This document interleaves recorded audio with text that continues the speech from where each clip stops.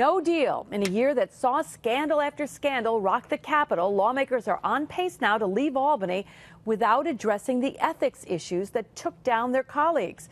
It all started last fall when it was made public that Speaker Sheldon Silver had approved a secret $103,000 payment to two women who accused former Assemblyman Vito Lopez of sexual harassment.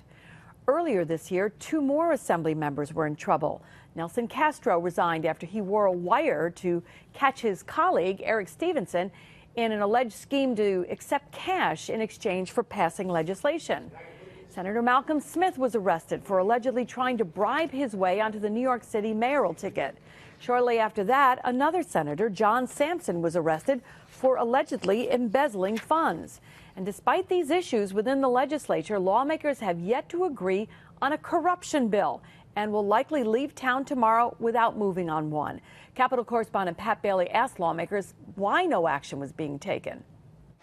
The 2013 legislative session will end with 5 lawmakers arrested, 2 resignations, and 0 bills to address the problem.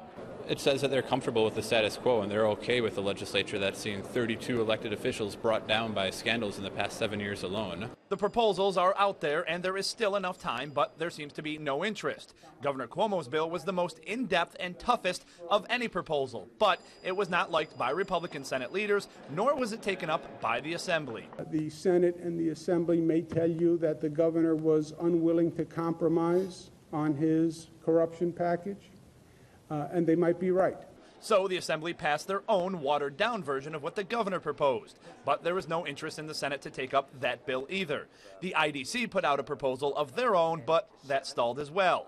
Rank-and-file members of the legislature in both parties say they want action, but the heads of the chambers could not make it happen.